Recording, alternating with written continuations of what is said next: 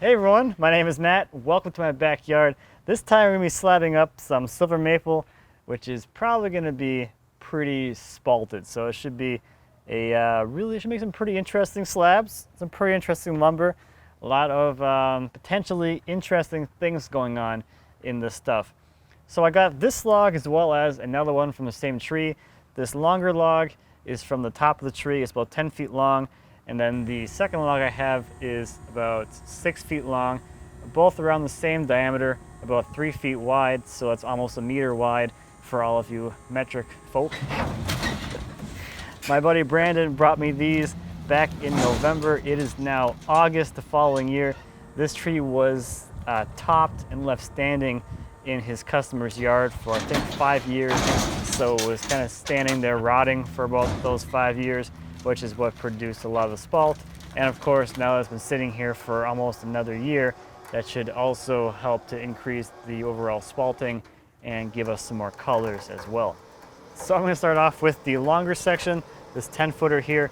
Get this thing up onto the mill, and like we always do, we'll take a look around the log before I start sawing it, look at some of the potentially interesting things going on in there, and talk about how I'm orienting it to get the hopefully the best slabs I can, or at least the best slabs for me.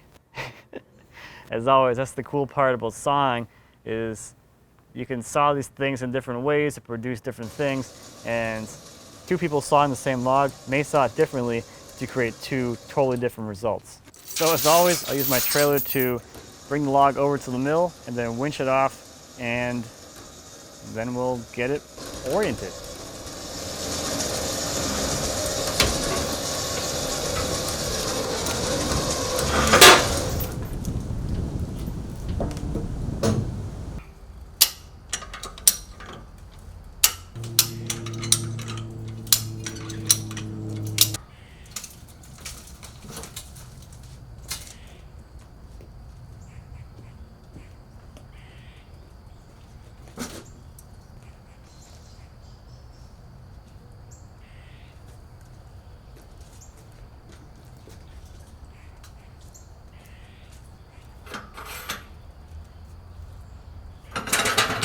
So I got this thing up here, I have it positioned and I have it oriented the way that I think is going to be the best for what I'm after. And as always, let's take a look around the log, talk a little bit about the features of it, how we're going to saw it, and all of that. We're going to start with the end grain here. So first off, because this log was standing for so long and essentially rotting, and well, who knows if it was rotting just because it was standing there or because it started rotting before it was still alive, there is a lot of spalting in here. This was a lot more visible back before the ends of the log got weathered, so in the shots from when it was dropped off, it's pretty evident these spalt lines that are in here. Now they're a little more on the obscured side. But one thing I want to point out about the spalting is we do have a lot of spalting down through here, but up in this area we see all these big cracks. That's actually because this is like actually some actual rot as opposed to just starting to rot, which is what the light spalting is going to be. So this stuff is actually pretty soft and mushy, and I can get in there pretty easily with this clamp body.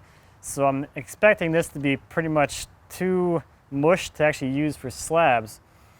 So I'm orienting it upwards so that way as we come down the cuts, we're going to be removing these and we'll get less and less actual rot, and we'll get into just some spalting down the ways. If I had oriented it in the other direction, 90 degrees from here, we'd be cutting through and getting heavy spalt on one side, which is also rotten, and some solid stuff on the other side. So we would have like a solid half of the slab and like a mushy half of the slab. So I'm orienting things so I get solid slabs once I get down through here. One other thing that was a lot easier to see before it's just weathered was this staining right here. This looks like iron staining, so there is probably some metal embedded in this log somewhere in this area, but somewhere further into the log. So when we get down past the pith, which is right here, we'll probably find some kind of something. Could be a nail, could be something else, could be a spike, screw. Who really knows at this point, but we'll probably find it when we get in there. And with this rod area here, I think a big contributing factor to that is this limb, which was kind of growing off over here. So at one point there was a branch coming out of here, and that was must have been pruned off or something, and this has been growing around it to close up that wound. And I'm guessing that because this is, well, over here, and then that rot was kind of on the same area as this hole here, water was probably getting in here over the years, causing some rot to kind of go down through the tree, and that's probably what that rot is for. So I would expect the rot to hopefully only be from this point down and not really from this point on towards the top. From here up should be pretty solid, and then that side down there should be kind of on the rotted side. So if it is rotted, we'll end up with some slabs that are solid for like 8 feet and then have 2 feet of mush. So they could just become shorter slabs. Now normally for me, because there was this limb coming out of here, I would want to saw this at 90 degrees to this orientation right now to expose some of the crotch figure that was in there from that limb. But because of that rot, I'm opting to go for some more, I guess, straighter grain type of slabs. So with the bark falling off, it actually makes it a lot easier to see some of the potential figure elements that could be in the log. So if we come in over here, you can see some kind of curl action going on there. And like down here, there's this little lump, and that's going to be some indicator of some quilt. So there should be some figure here and there, although doesn't seem like a super high density as far as interesting things go. If we walk around to this side, you can see there is a kind of burl kind of thing forming, and this over here is where that limb is. So this is kind of coming off the side of that limb. So we have that as well. This side, the bark is pretty much coming off all the way, and you can kind of see that the growth of the tree is kind of spiral. So that could be interesting as well.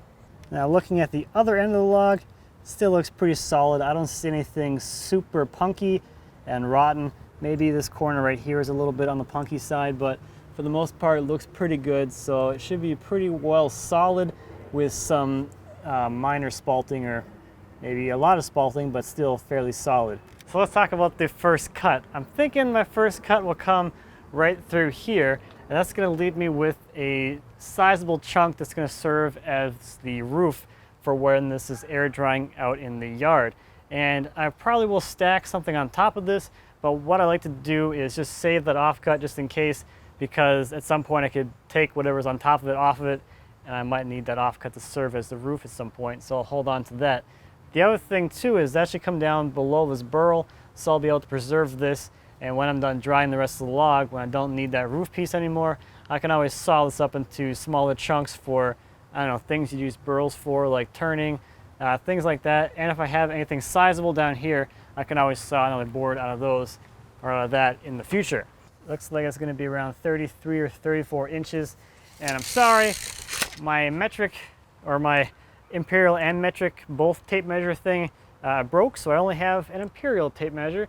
So I have no idea what the metric conversions will be off the top of my head, but I will include those on screen. So I'm going to start getting the saw raised up and ready to go. And for those who are interested, the diameter down here is like 34 inches or so. So I don't know, it's probably like, I'm going to say it's like 90 centimeters, somewhere in there. That's my guess. So if you follow along with the build, you know I haven't quite put that adjuster arm back on here yet, which isn't a big deal for this log since it's pretty much an even diameter. So in order to keep my guide from wandering as I'm cutting, get this bolt, which will just hold it in position instead of getting pulled across the log by the force that the blade is exerting on it. That should reach. Okay, let's cut.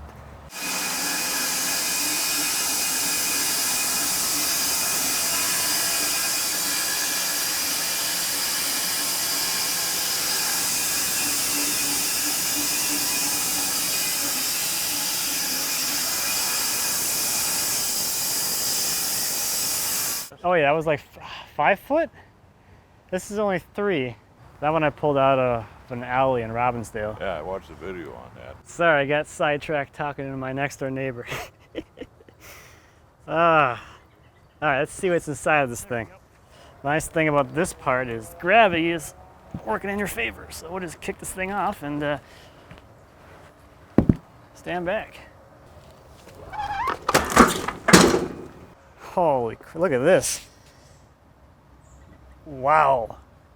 Wow, wow, wow, wow, wow, wow. Check out all this figure through here around where this limb used to be. This was a pretty big limb before it got cut off. So this is what all of the rot was. It's all from that limb that got trimmed back however many years ago. But the area surrounding it is just absolutely gorgeous. A lot of really cool color. Let's take a look at the actual log.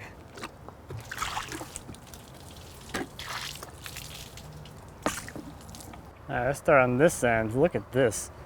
Some really nice spalt through here. We got some kind of figure in different colors going on there.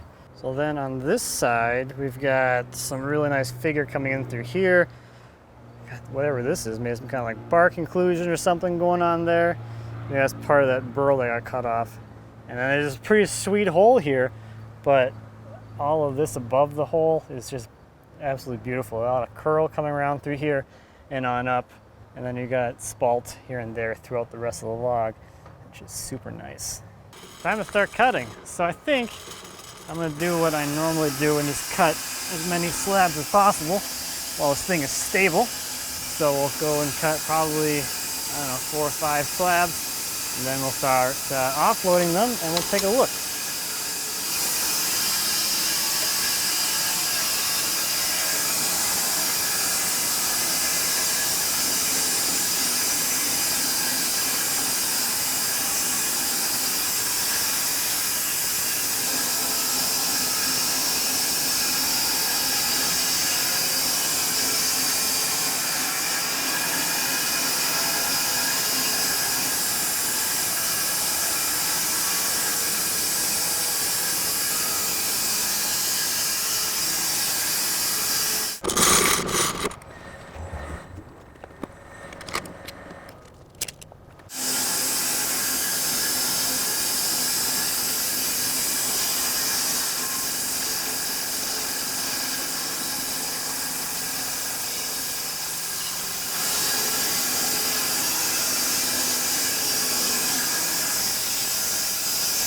So this is as far as I got the other day. It was Friday afternoon, or getting towards Friday evening. I had like 45 minutes, and this is how far I got in those 45 minutes before I had to go be a dad. So it's now the following Monday.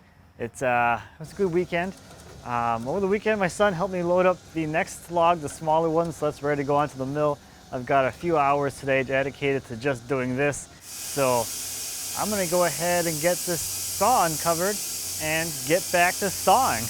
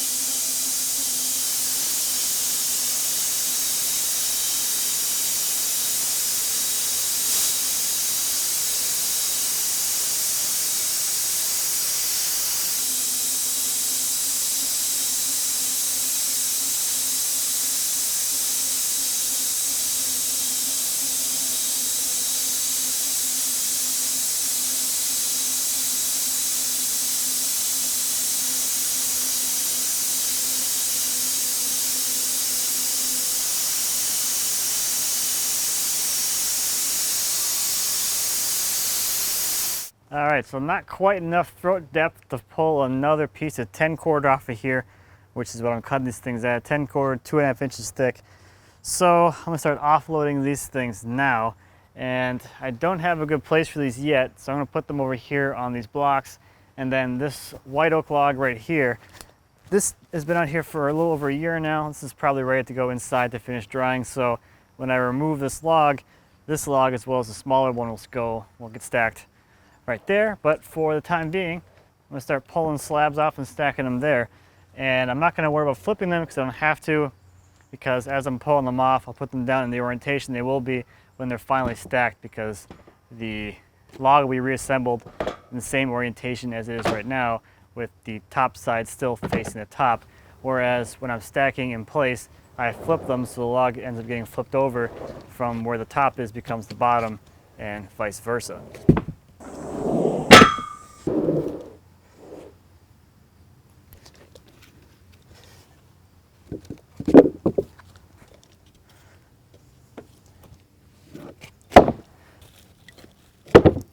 So before I clean these up, I want to point out this white growth and some green stuff down there as well. This is some new fungal growth growing on the surface of the slabs. That's because I left these things on the log touching each other so they didn't have a chance for any surface moisture to kind of dry off. You'll get this if you stack lumber without stickers between them. Now normally this doesn't happen this quickly. This is only 2 days worth of growth. This might take a little bit longer than that to see this much growth happen. But since this is so spalted, it was already starting to decompose. It's already full of different kinds of fungi in here. It's gonna go a lot faster. Oh, that's nice.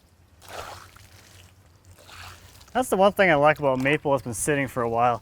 It's a lot more interesting visually as far as the color palette goes. Otherwise, it's just boring kind of whites and browns as you get to the heartwood. But if it's been sitting for a while, you get a little more red and some gray and oranges and stuff. So I think down here is where we're going to see the heavier spalt lines. Got a pretty good amount of those down here. Coming through here just gets kind of interesting as far as colors go. Not a whole lot of things to note there. Getting back up to the hole is where things start to get interesting again, with some figure through here and, you know, that giant hole with some more figure on the other side, and you start getting some more spalt lines and just discoloration, positive discoloration I'd say, up on this side.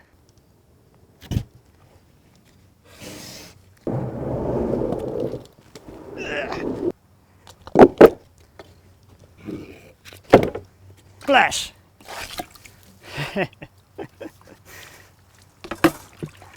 That is some beautiful stuff. These are getting better the further into the log we get.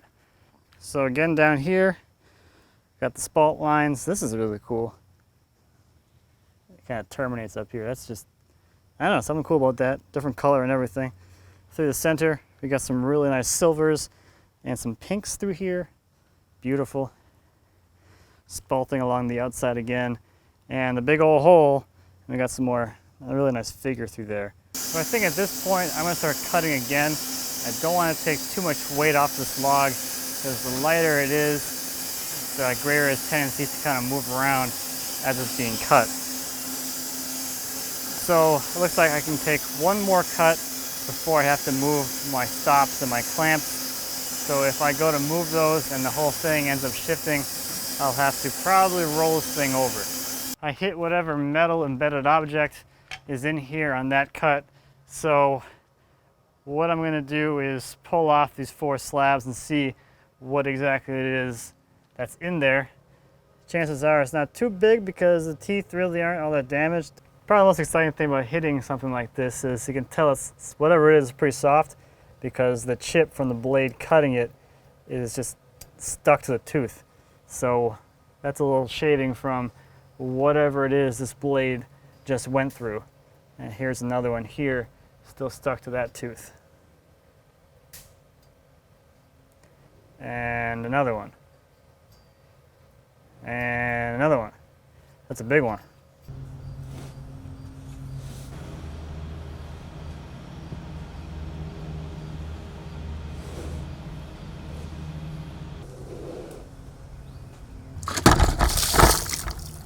Okay.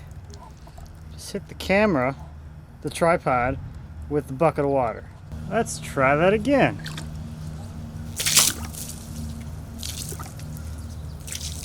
I think color-wise, these are getting better. Check out these big bands of curl through here. Look at that. That's all, those dark areas there, those are all streaks of curl.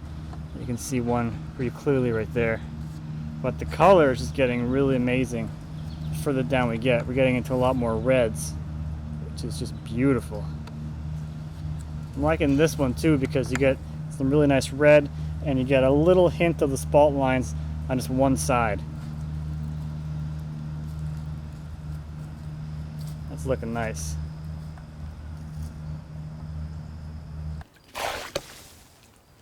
Oh, that's cool.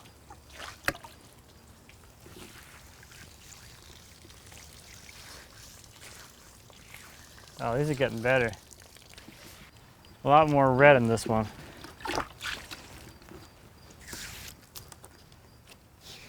So this part over here is still a little punky. It's a little bit mushy. So that's probably not going to dry super well. Might need to be stabilized, or will need to be stabilized if it stays in the future. But it's surrounded by this really nice ring of this yellow-orange color. And you can see all of this figure through here. And yeah, there's a lot of really nice reds as we come down to the other side. Some more spalting and a little bit of light figure. That's pretty nice. I'm thinking the next one's going to be probably the best one. The spalt on this side is just looking incredible. I think the next one's going to be pretty good, or maybe the one after that, because it won't have nearly as much of this mushy rot area, but it should still have all the same kind of color and spalt.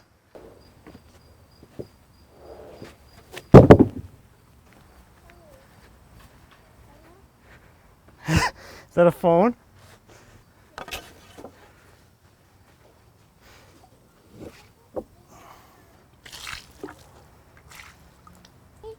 Is that the water bucket? So this is looking really interesting. As we're getting in towards the center of the tree, we have all of the old limbs that kind of shot off of here and fell off or were cut off at some point, didn't actually grow out to be full-size limbs. And we got some really interesting figure forming around those limbs. And of course, that really nice band of spalting down there.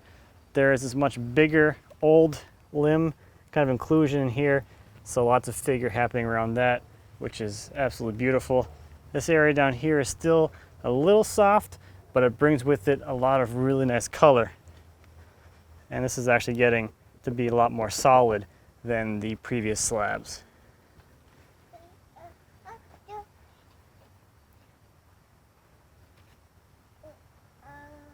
Okay, so I'm gonna start pulling off this next slab.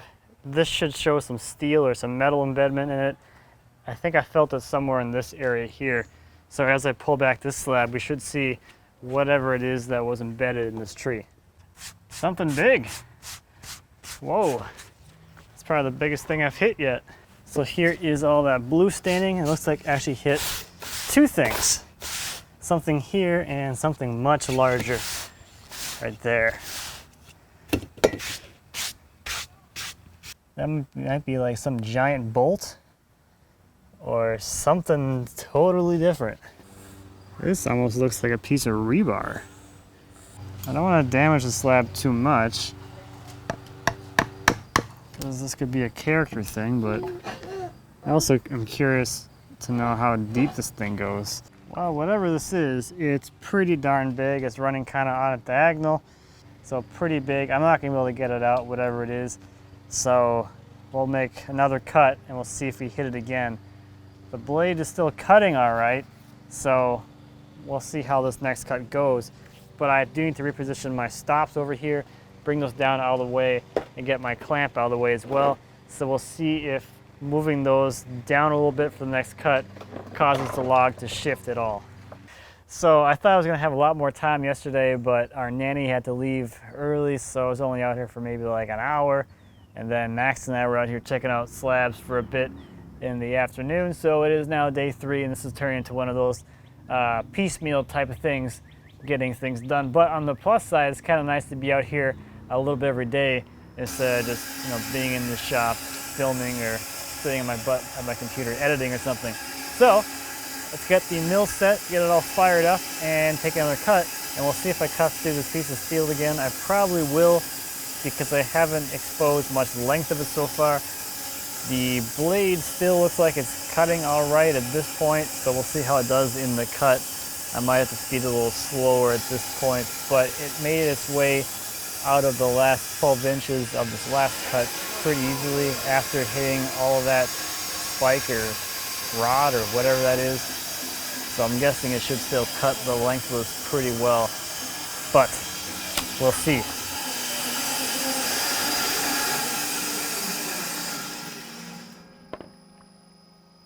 That did not go as well.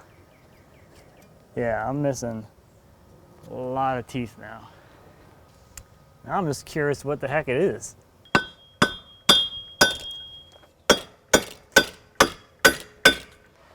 So what ended up happening was whatever I cut through, it actually grabbed the blade and stalled it. So that's actually why it turned off. So that blade is like wedged in there, hooked on whatever it grabbed. So I'm not gonna be able to just back it out of the cut. So I will take the blade off the mill, get the mill out of the way, and then we'll try and get this blade out of here.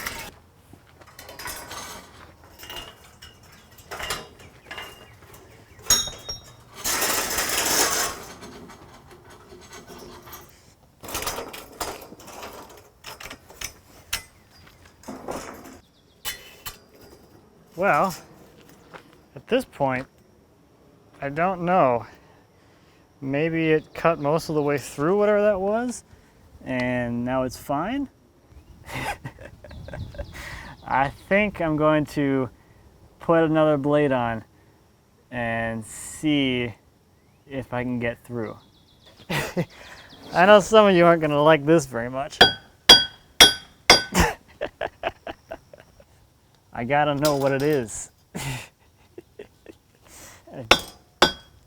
I don't want to ruin the slab. It's pretty cool if whatever that is just something really interesting that could be incorporated into whatever the slab ends up being. It's an embedded object in your final piece.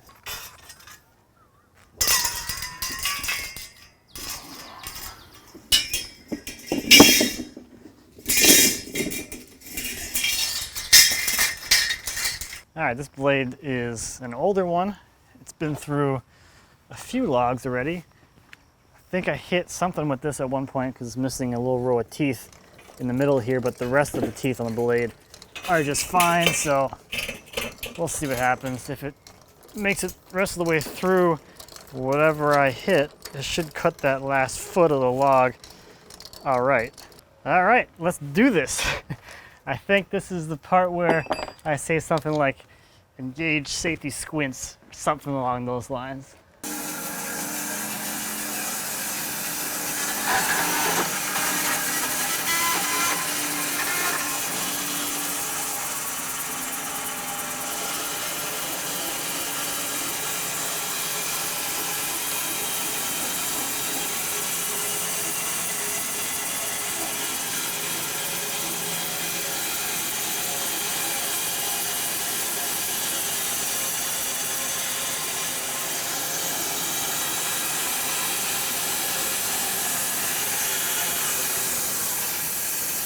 Blade is probably gonna be wrecked now too. Oh, it's not too bad. There's a lot of teeth on here still. I think it knocked the set off of them though. So this will need to be reground, which it needed to be reground anyway because it was dull. But I felt it dragging as I was coming through there. So the old blade must have cut through the old whatever was in there and then just kind of stalled up because it was missing too many teeth. And this one just barely made it through. So, shall we see what the heck we just cut through? Huh. Some kind of, looks like copper. Oh, and is this something else? So yeah, we got that spike again right here, which is what probably stopped. Yeah, that's probably about where the blade was when it stopped. I also went through something weird through here. This looks like some copper lines. This is a little bit of something, I don't know what that is. And that's that spike again. So I think what I might do, because I have no idea how much deeper this thing goes, is I might pull a thicker slab off next. Maybe something like 12 or even 16 quarter or something down to here. And then keep cutting from that point. So before I bring the next slab over, I realized I never showed the last slab from yesterday. So here's some water. This one's probably like one of my favorites. So starting on this end again, some really nice light spalting along the edge here, and of course this really cool band of spalting all the way up about halfway here along that edge. And since now we're getting towards the center of the tree, we have all of the early limbs that had grown and fallen off at the early stages of the tree's life as it was getting taller, which produces some really interesting crotch figure and just general figure around it. So here's some crotch figure right there, a little band of that, and you know, more figure everywhere else. Getting up through here, we got some more crotch figure from this old limb that is a little bit on the rotten side. And that's what's left of that hole down the middle. So another really nice looking slab.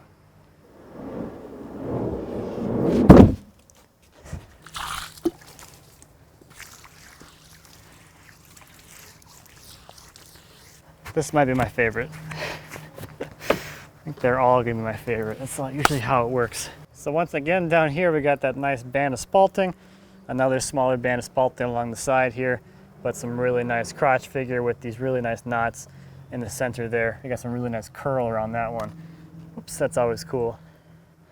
Those baby limbs, we're kind of towards the middle of these now, and those are a really nice visual thing coming down the line, or coming down the length of the whole slab. And then getting down here on this end, you got that sweet spike detail and whatever that is, but some gorgeous curl around those pieces of steel, and just overall really nice character, especially with that blue stain coming through there. And with the bottom side of the slab exposed, you can see what I actually cut through first was whatever that is.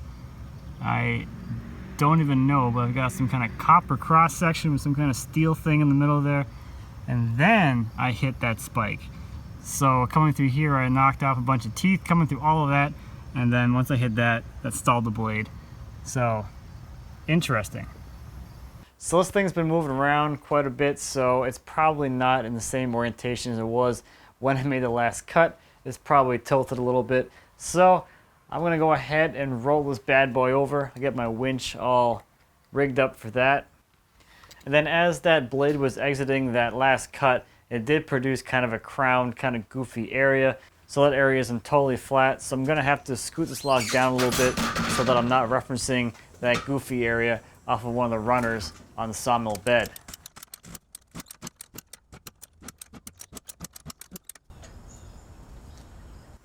But once it's all rolled over, I should be able to just go ahead and just kind of zip through and make all the cuts to make all of the rest of the slabs that are left in this little part of this bigger log.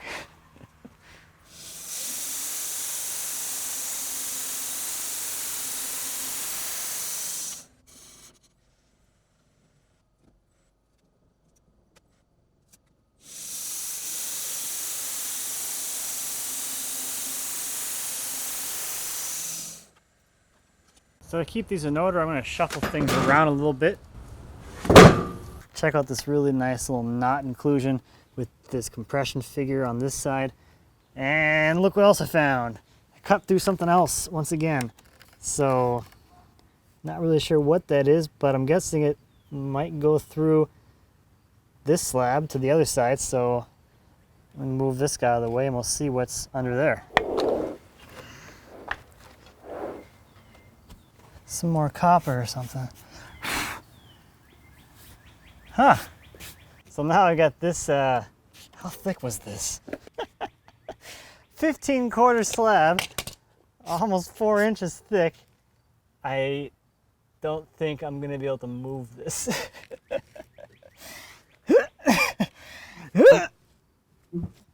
Yeah, not so much. Oh man. Okay. All right, we'll use the gantry function. Oh boy.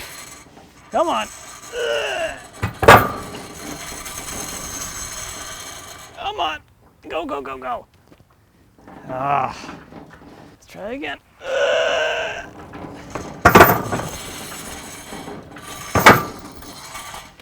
Yeah, that kind of works.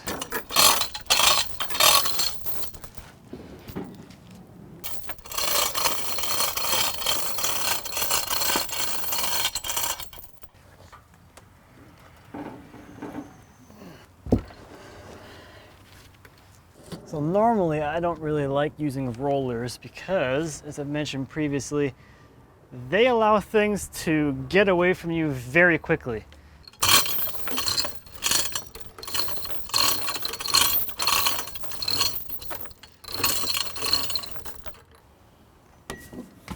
Like this. Don't want that.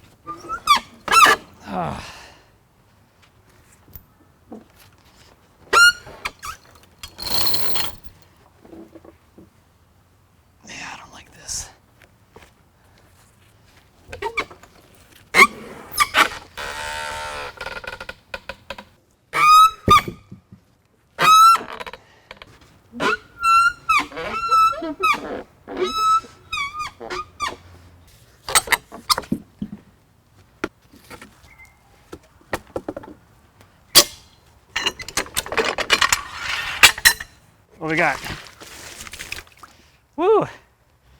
Ooh. Ooh. Oh, I love this. Look at all the figure around this knot. That's incredible.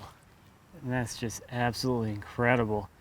And yeah, you know, I got some spalting coming up through there. We got that band coming up along that side as well. And just some really nice color through the middle here. Some really nice reds and all the hues associated with reds. You got this nice knot here in the middle. Some more figure around that. And just looking all the way down here. Well, here's those copper things there, which is pretty cool. But I like the way that this thing has some symmetry going on. There is some nice bands of spalting down each edge, and then the center is just really clear, except for that one knot, and just has a really nice reddish hue to it. So that's just, I don't know, this is absolutely beautiful. Even this piece of copper, or these copper things, have some really nice figure around them as well. But yeah, that's a pretty hefty slab. This is much lighter. This is almost stupid light. Just throw this around. So this is getting into the super spalty stuff now, which should be a nice change from colorful and figured. Oh man, this knot here in the middle is just incredible. This side now is more solid than the previous cut, and there is some really nice figure surrounding it. There we go. So we got some really nice spalting on this end that kind of tapers off up into this knot here, which has some really gorgeous figure around it. And spalting continues back down that way. And back up here, we got the spalt lines along the live edge. Then we got this, actually this might be like a staple. It's kind of what I'm thinking. My dad texted me, said it looked like a wire staple. So that might be what that is. These could be the individual strands of wire, and that's the staple around them or something.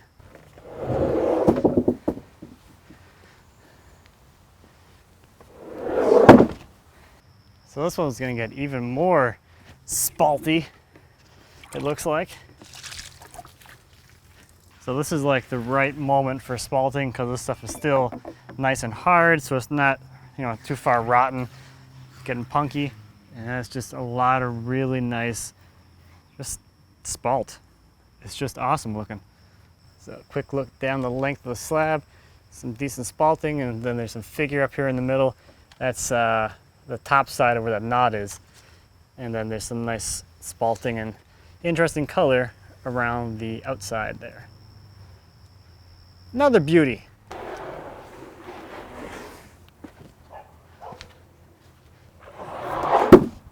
So this one being towards the outside of the log, it's gonna have a lot more spalt going on. Oh, that's cool. So if you remember back in the beginning, I talked about how in the log you could see the grain kind of spiraling as it went up. And as we get to this cut here, it's really obvious to see that spiraling motion of the grain, because look at the diagonal motion of the spalt lines coming up through here. And the spalt lines follow the grain, and it's just cool to see that angle of the grain. It's not parallel to the edge. It's pretty close to 45 degrees, which is a really cool detail. So I was going to cut up the shorter section of this log as part of this video, but I think this one's getting long enough already, enough adventure in one video. What I think is going on down here with the metal embedded in there, I'm guessing this was used as a light post or something along those lines at some point. So the steel and the copper and I guess some of the brass, all that stuff is all right here in the log. And don't forget the smaller log, that's about a little over 6 feet long, was down here. And that was the base of the tree. So the metal that was in this log was probably about 8 feet off the ground or so. That's probably about the right height for a light or something. Now your take on cutting trees with metal in it might differ from my take on it. Me, I don't really care that much. It's just part of the adventure. I'm not out here trying to cut as many logs as possible in a day or whatever. I'm out here just trying to enjoy myself, just enjoy being outside, enjoy seeing what's inside the trees, and the pieces of metal that are going to be in these things, that's part of the story of the tree, and I think that's really interesting and valuable to me, at least. For me, what I'm thinking about for a couple of these slabs is the potential for doing a tabletop or a desktop that includes those pieces of embedded metal in it. Now, I would love to do like a desk that's the full length of this big one here. That'd be really cool. I just don't have the space for it right now, but someday I might, and it'd be really nice to have that steel embedded in the wood itself, just like it was cut.